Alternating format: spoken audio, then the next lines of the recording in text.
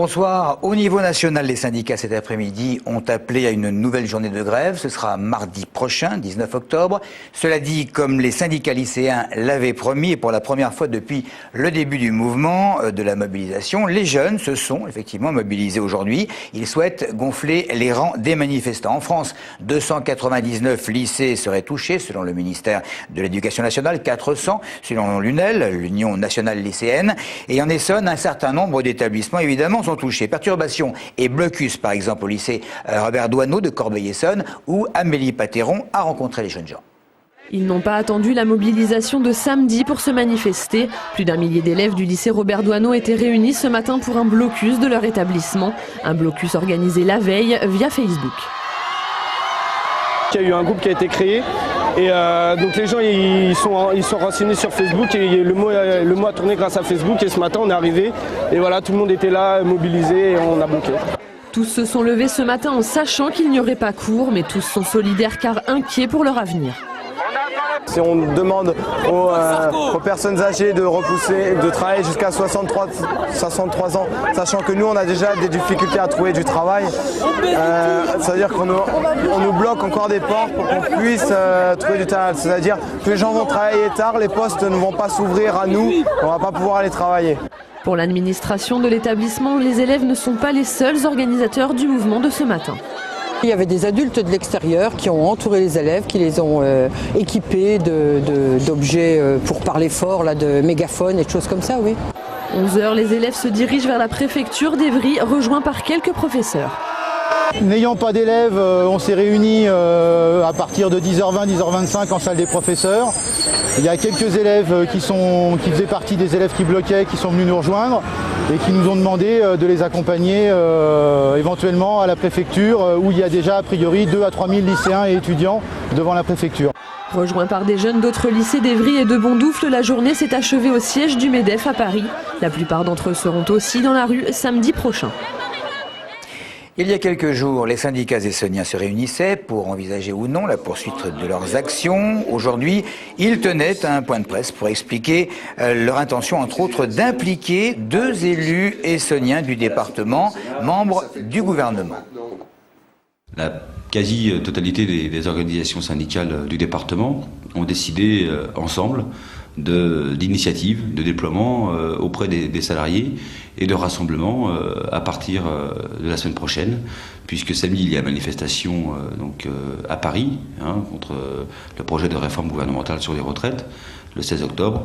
Et donc à partir du 16 octobre, nous avons décidé collectivement d'appeler les salariés à décider des modes d'action et de se mettre en grève le lundi 18 octobre et les appeler à un rassemblement entre 12h et 14h devant les mairies de 2 ministres d'État, enfin 2 secrétaires d'État, que sont Nathalie Kosciusko-Morizet et M. Georges Tron, représentants du gouvernement dans le département de l'Essonne.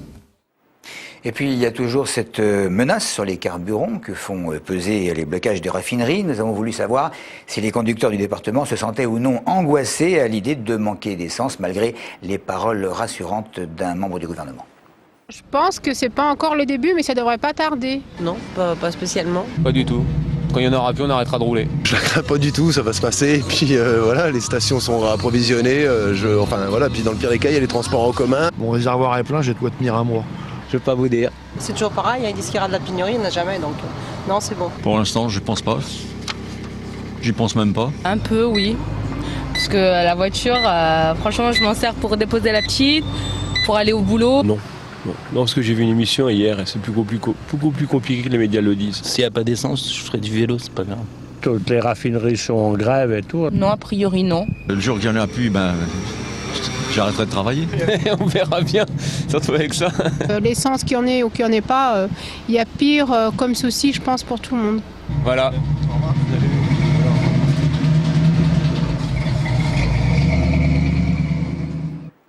Jean-Pierre Bechter, Bruno Piriou, Jean-Pierre Bechter, ce sont bien eux qui conduiront les listes UMP et Gauche Réunie en décembre prochain pour remporter le fauteuil de maire de Corbeil. Les 2 tours seront organisés les 5 et 12 du mois. La préfecture l'a confirmé. On peut rappeler que 27 voix seulement avaient séparé la dernière fois Jean-Pierre Bechter et Michel Nouaille qui avait pris la place de Bruno Piriou, inéligible comme à l'époque Serge Dassault.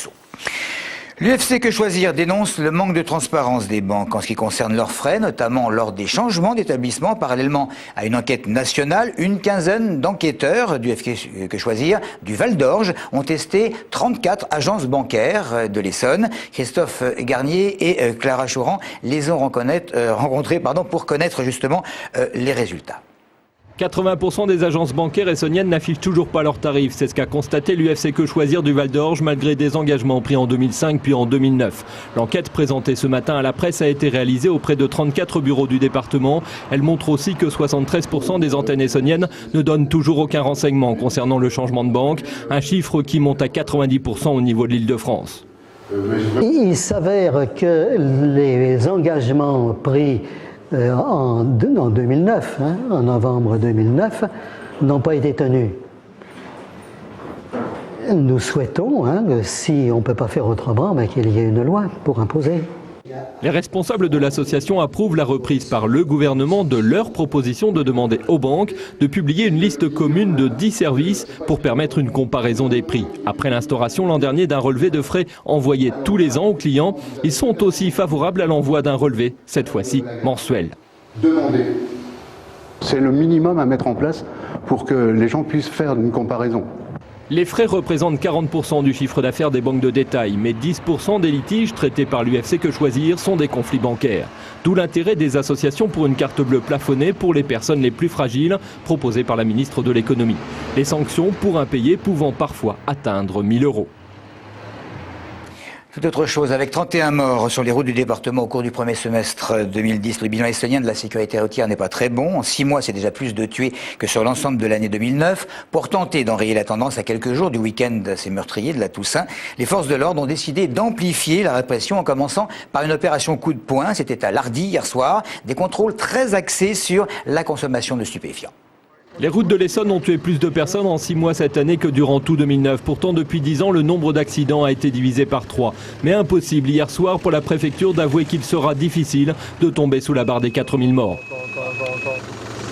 En même temps, il y a une tendance à l'inconscience ou au relâchement. Je pense à la prise de véhicules en état alcoolique ou après avoir consommé des stupéfiants. Diablement efficace hier soir à Lardy. Les gendarmes ont arrêté une dizaine d'automobilistes conduisant sous l'emprise de stupéfiants. Ce jeune homme s'est même effondré en pleurs en réalisant qu'il allait perdre son emploi. Le permis de conduire montrait peut-être ici ses limites et provoquait en tout cas l'exaspération de certains contrevenants. Des fois, il y a un peu trop d'abus. Pour un petit 0,4, il y a un 0,45 et puis les gens sont condamnés. Je connais plein de policiers, de gendarmes ou quoi qui fument. Enfin, je veux dire, c'est un peu fait ce que je dis, mais pas ce que je fais, quoi. C'est souvent les mêmes choses qui reviennent parce que, pris en défaut, la mauvaise foi sert souvent d'alibi avant de vraiment se maîtriser et assumer ses propres responsabilités, tout simplement. Des réactions humaines qui confirment qu'il était devenu urgent d'assouplir le permis à points. Voilà, et puis avant de terminer, une pensée comme chaque jeudi, particulièrement pour nos confrères de France 3, enlevés il y a 289 jours en Afghanistan. Nous pensons à Hervé Guesquer et Stéphane Taponnier. Merci de nous avoir suivis.